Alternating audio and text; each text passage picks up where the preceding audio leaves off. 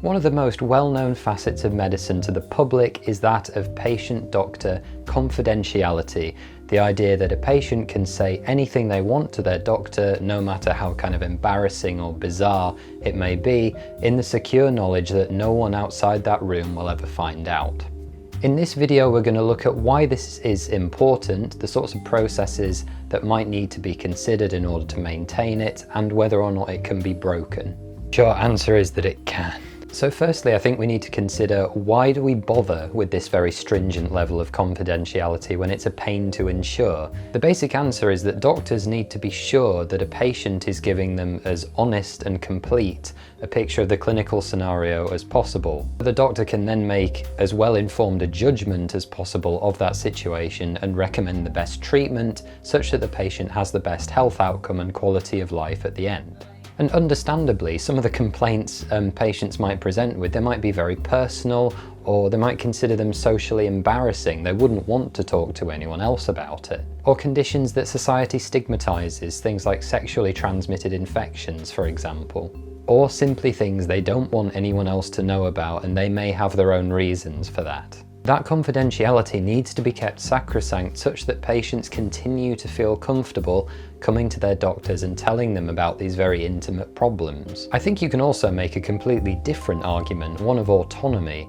That information belongs to the patient, it's their data, their property. Therefore you as the doctor will have no right to spread it around or tell anyone the patient doesn't want you to. Doctors also have the responsibility to make sure that that information isn't leaked to other people, whether or not it's the doctor's fault directly. There are, of course, as you can probably guess from my introduction, a few circumstances in which this confidentiality can be broken, so we're going to look at some of those now. The first case is when you are required to give up this information in a legal setting. An example might be something where a person has been apprehended or needs to be investigated under the Road Traffic Act, and the police are trying to find out details about someone who is involved in a road accident. Now, you have to give identifiable information if asked to do so by the police as a doctor, but you only need to give as much evidence as is pertinent to that case. Any clinical information about that patient that isn't relevant, you do not have to give and should not give to the police unless asked to do so by a judge. And again, you might have a criminal case where a judge orders you to release this information as part of an investigation into a person, and again, if it's pertinent to the case, you have to. Another example might be when it's part of the public interest that you release this information, so we'll look through a scenario now. Let's say you have a female patient, patient A, who you diagnose in your clinic with gonorrhea, and this patient discloses to you that she has a partner at home, male partner B, who she has been having unprotected sex with. You tell her that she has gonorrhea and that she can pass it to B, or may have already passed it to B, but she tells you that she is going to continue having unprotected sex with her partner and not tell them about her diagnosis of gonorrhea. Now, this obviously presents a problem where partner B is now at risk because of the actions of partner A, and you as the doctor are aware that this is going to happen. This is the sort of situation which you would tell patient A, you need to tell your partner, and if they're not willing to do it themselves and you suspect that this other person may come to harm, the duty is then passed to you as the doctor to inform that partner and try and keep them as safe as possible. So in this case, you're considering the harms that may come to other people, not just the patient that's directly involved. There are a few other similar instances you might want to consider. A good example is that of notifiable diseases. So if a patient comes to your clinic and presents with something like tuberculosis, for example, notifiable disease, government agencies have to be informed for sort of disease control and prevention purposes, such that these notifiable infections and conditions can be kind of contained if possible. And you may also need to protect certain groups of patients, like if you have a case of suspected child abuse, or you suspect that an elderly person may be being abused in a nursing home, in cases basically where you suspect that the patient or someone else is being actively harmed and the only way to deal with that is to break confidentiality, then in that case it's considered okay to break confidentiality. Lastly, and perhaps one of the less obvious examples, is that you can have implied consent from the patient to deliver their information to other people as is necessary to provide them the healthcare they need. Just for instance, if you as a doctor, have carried out your consultation and you've reached some sort of conclusion about the patient, you then need to actually tell other people or codify it into their records such that it's useful. You might pass it on to pharmacists, nurses, healthcare assistants, physios, anyone else on the ward that's relevant.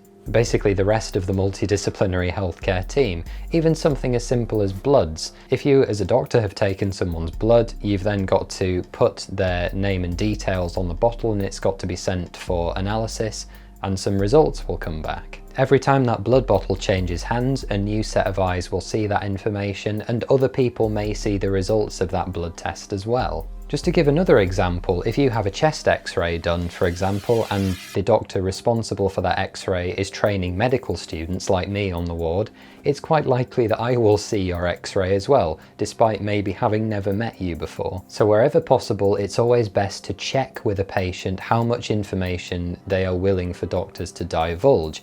Even if a family member comes to visit them, say, there may be certain bits of information that they have not told their family member and they don't want you as the doctor to kind of inadvertently reveal during a conversation with them. And another thing to note is that any time you give patient information away and you break confidentiality, even if the final thing to note, I think, is that whenever information is given away about a patient without their consent, and as we've said, there are some very good circumstances in which it might be necessary to do, no one is arguing that point, you still have to tell the patient that you've done it. And equally, protection of this information actually lasts even after a patient has died. If a patient hasn't left any explicit wishes or instructions concerning their medical records, only someone who is the administrator of an estate or the executor of a will, if the notes are in the will and relevant, can actually have anything to do with those records.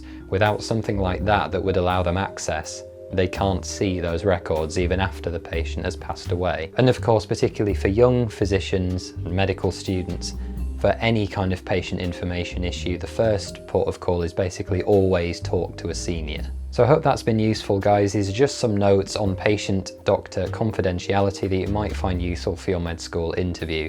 Thanks very much for watching. Please be sure to hit that like button for me, leave a comment, subscribe. You can find me on social media platforms, Facebook, Twitter, and Instagram at PostGradMedic. Be sure to check out the other videos on the channel and on postgradmedic.com. Take care and I'll see you next time.